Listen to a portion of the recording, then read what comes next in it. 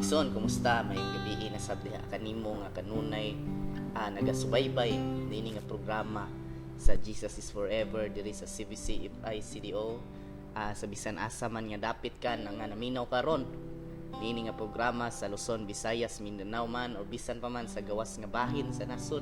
Mayong gabi diha kaninyo mga igsoon ug sa atong mga kaigsuonan usab diha sa Mantibugaw nga bahin Bukidnon.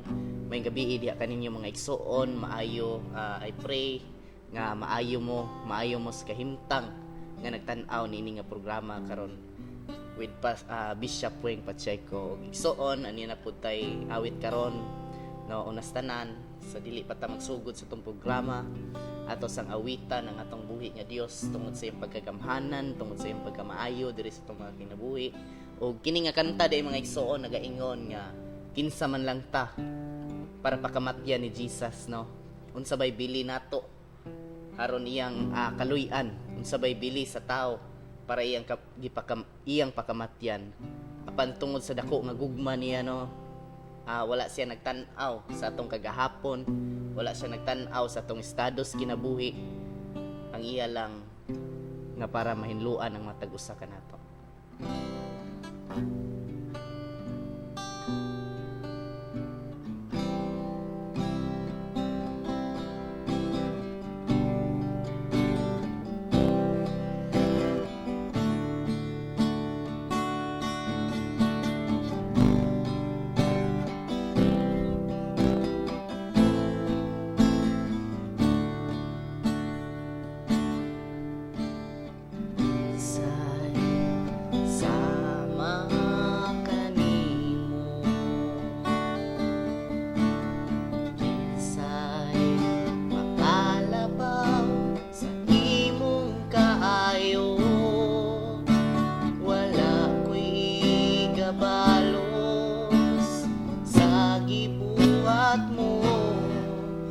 Kinabuhi mo gibuti tungod lang kanako.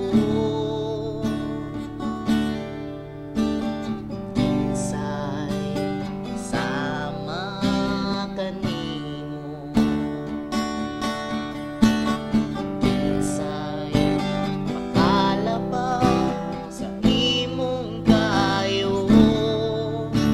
Wala ko'y gabalos sa gibuhat mo, kinabuhi mo gibuti tungod lang kanako. Kinsa man ako nga imong tagto, kinsa man ako nga imong higugmao, bisan dili ko angayan imo kong gikaluyan, busa igahalat ko ang kinabuhi kong gibago mo.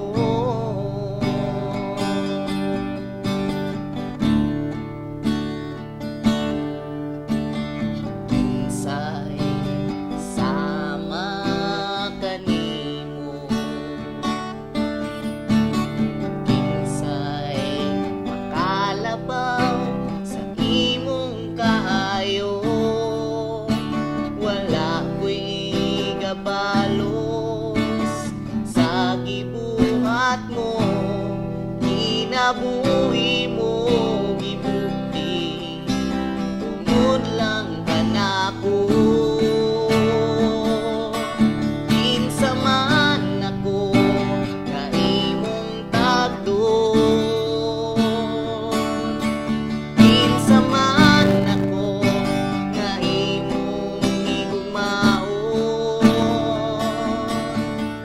bisan dili ko angayan imo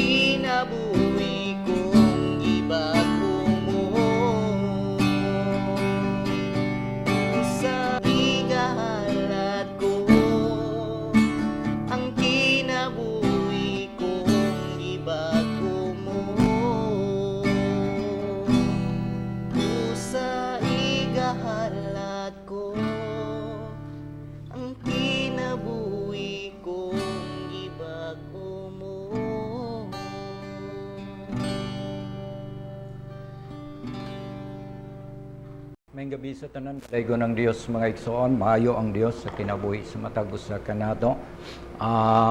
Advance DI, Merry Christmas and Happy New Year sa tanan mga igsoon, no.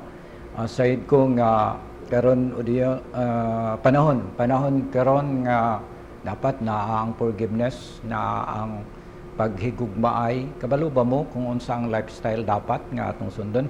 Memorize na kong upat lang nako mga igsoon, upat ka punto kana bitang pagkamainampuon.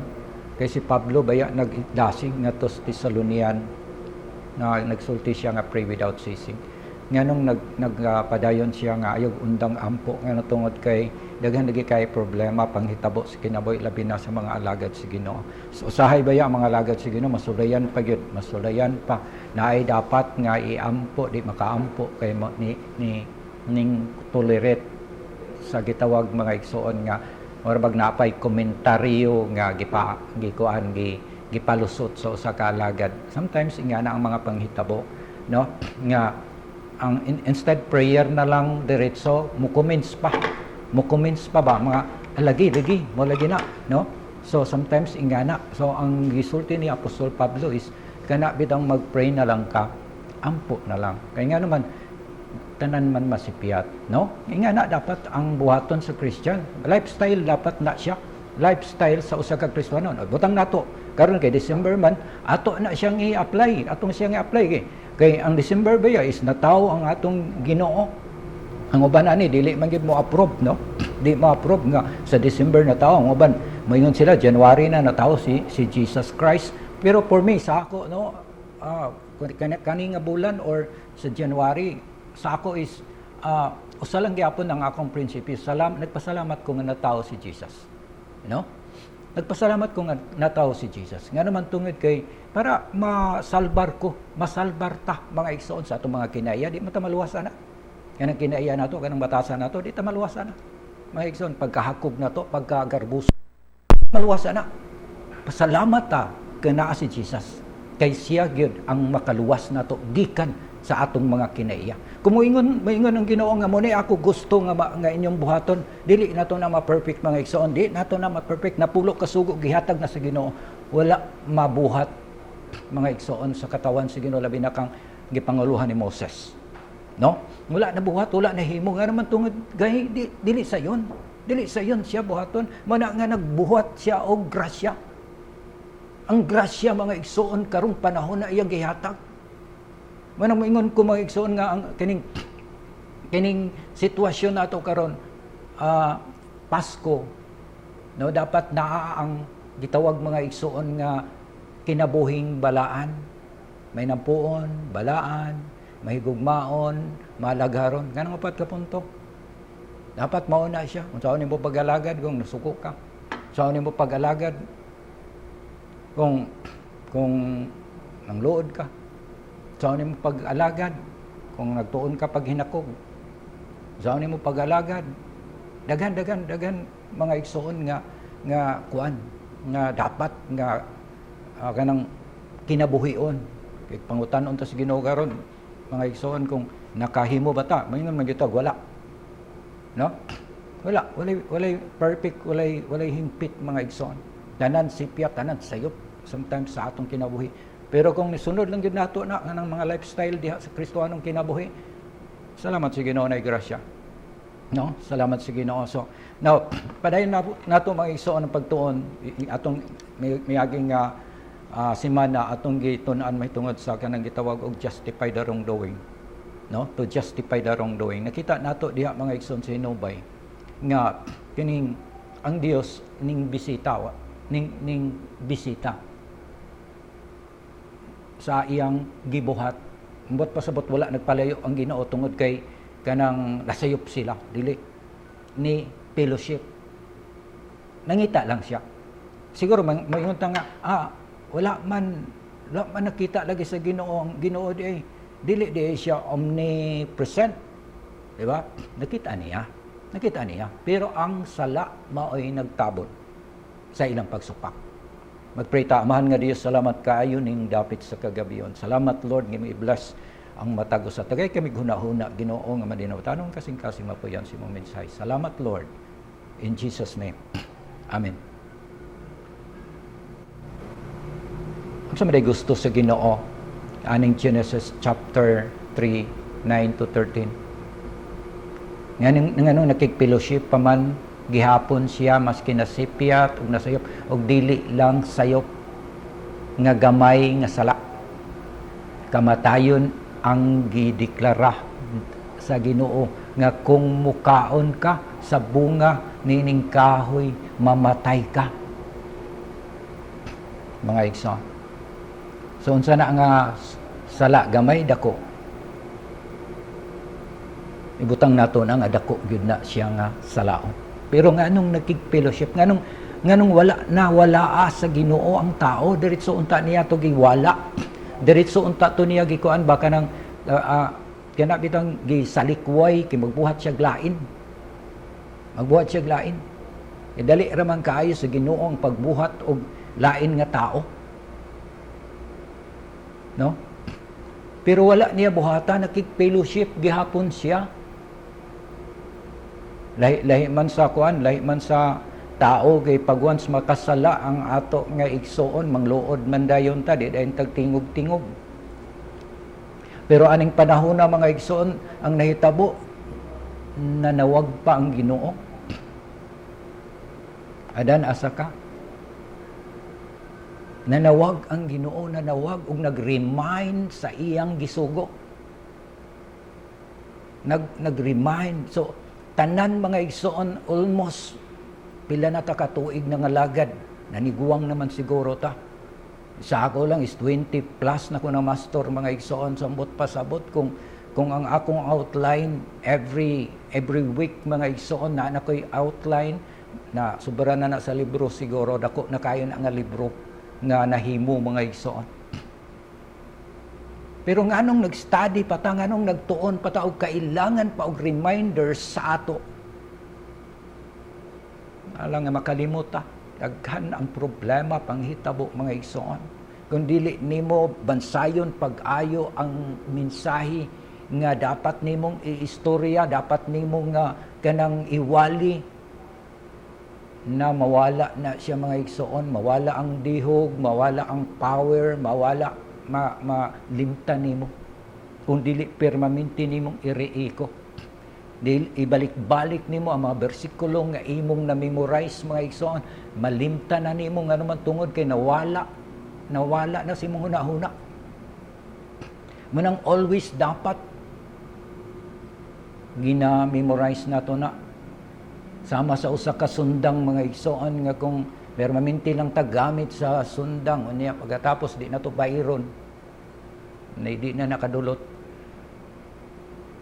mawala ang kahait mo na nga permanente natong paggagamiton sama ng pulong mga igsoon sa 1 John 4:4 kuana kaning strong kay na nga word, strong kay na para sa ato in application sa atong kinabuhi. Grabe na ka powerful. Unsa man na siya, greater is He that is in me than he that is in the world. No, na may kanta na, greater is He that is in me. Kabalo ko ana nga kanta. Nga naman gibalik-balik na, gipurma nga kanta nga no, gina-remind ta permi nga ang Dios nga naa sa ato mas dako kaysa problema o panghitabo sa atong kinabuhi. Dako siya. Mas dako ang Ginoo. Ngunang ingon nga greater is He. Dako ang Ginoo kaysa imong sakit, balatian nga naa ka karon nagaantos. Dako ang Ginoo kaysa imong problema nga imong giantos karon. Dako kay na siya kahimuan sa ato kinabuhi.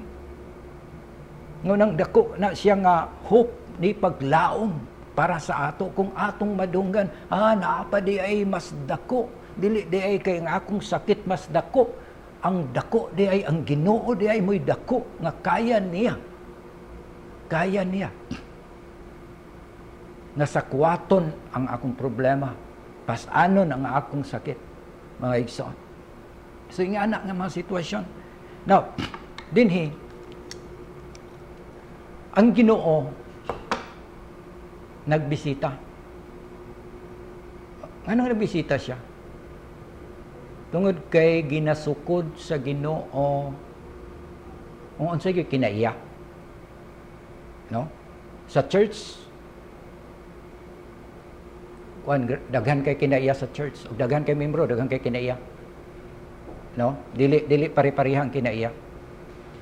Na may uban nga niya to sa simbahan kay gusto mag-relax.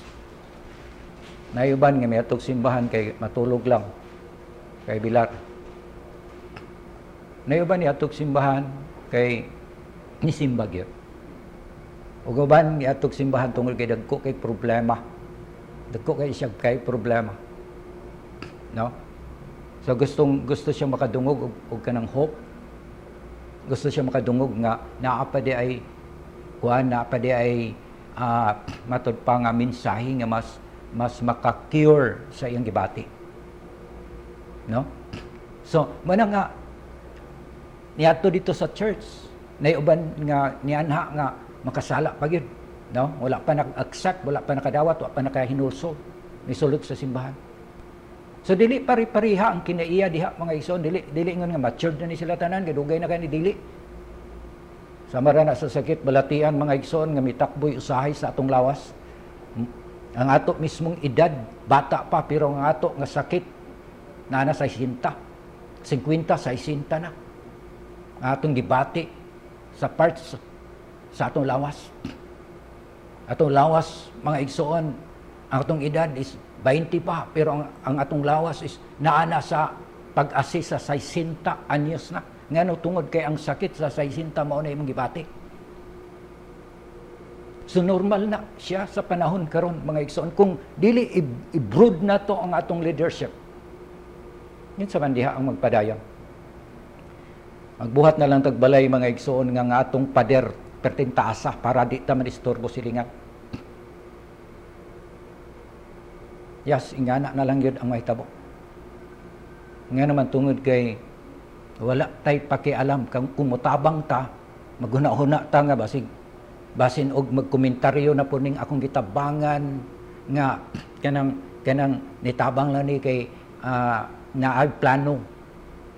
No? So kung masilo na sad ka kay nagnegatibo, nitabang ka, so unsa may imong baton? Di na lang kamo tabang, di na lang kamo mo share sa blessings nga nasa imo nga naman tungod kay naguna-huna naman kadaan og negatibo. So wala gid mahimo nato diha mga igsoon.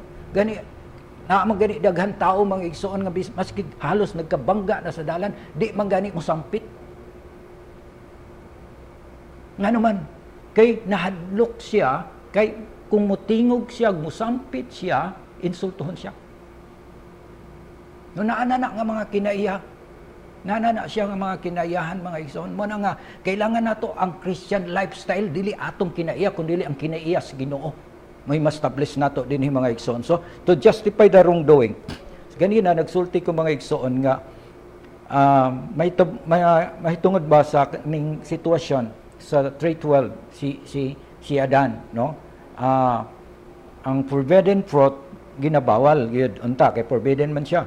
Pero may kaon siya. Then ang naitabo dayon ani aduna nay sala sa idolatros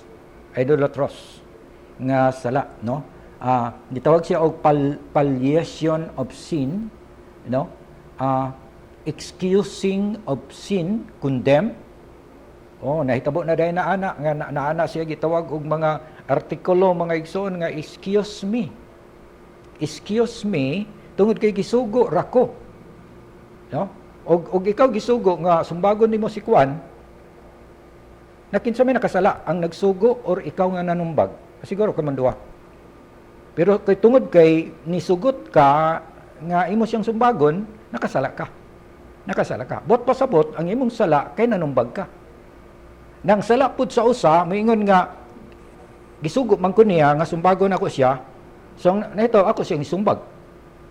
No? Kamon duha nakasala. Ug sala pud nimo nga ikaw nga nanumbag kay nituo ka sa gisulti aning isa sa imong amigo baka. So kamanduha na kasala. Na kanang sala mga igsoon dili na excuse. Ang batot pa din hinaagi tawag mga igsoon nga kanang excusing of sin. Excusing. Daghan diya sa Bible mga igsoon nga matawag og excusing. Tungod kay dugay kaayong nanganak si Sarah na natintal si natintal kay Hagar tungod sa word nga gipaabot pod ni Sarah ngadto sa iyang bana nga si Abraham. No? Excuse me. So manang nahitabo nga naay mga pagtabon sometimes sa atong mga kalapasan ni kasalanan nga nahimo mga igsoon. So dapat i-condemn. Naaman sa Proverbs 17 verse 15, acquitting the guilty and condemning the innocent. No. Si Solomon mismo kaning iyan aning nasinati mga igsoon, iyan aning nakita na niya nga sometimes diha sa ato nga sa pagdumala sa balaod naay mahimong inosente ang nakasala. Dayon ang walay sala mao'y mahukman. Mostly sa ato din is Pilipinas or asa ka nga nasud mga igsoon. Kasagara gyud ang nangawat mga igsoon og gamay mo'y napriso. Pero ang nangawat og dako mao'y nasigawas. Kasagara gyud na siya mga igsoon nga naman tungod kay naman sila kwarta no, makabayad man sila abogado, makapliti man sila og asa sila mo kuan tago. No, pero ang pobre wala gyud. Dayag gyud, klaro gyud. Mga igsoon dali gyud kay mao na siya kanang giingon din sa Proverbs nga acquitting the guilty and condemning the innocent. No? Sa 17:15 then Proverbs 24:24 nagingon di, whoever sees to the guilty, you are innocent, the people curse them.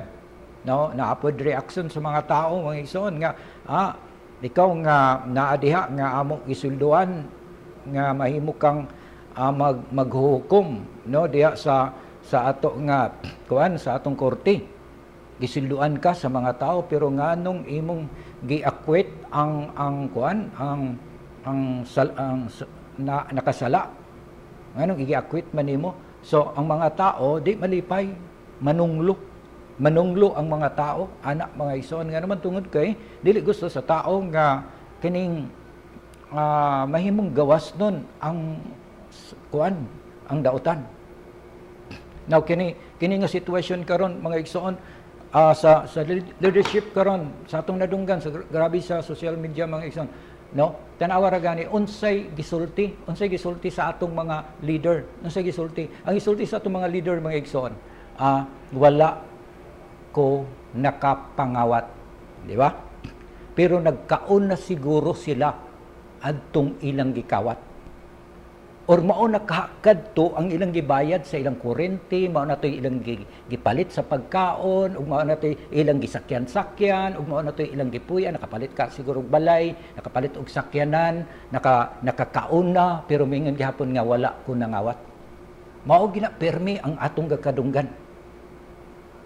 Pero mo nagikaon na nila, gisakyan na nila, gikatulgan na nila. No? Pero patay sa limod. Patay sa limod. Dapat masilutan ang dapat masilutan. No? Nga naman tungod kay mao man na siya ang nahitabo. Depensa, bisag sayop na, gitabunan. Mao na siya ang biblical gyapon na siya mga igsoon.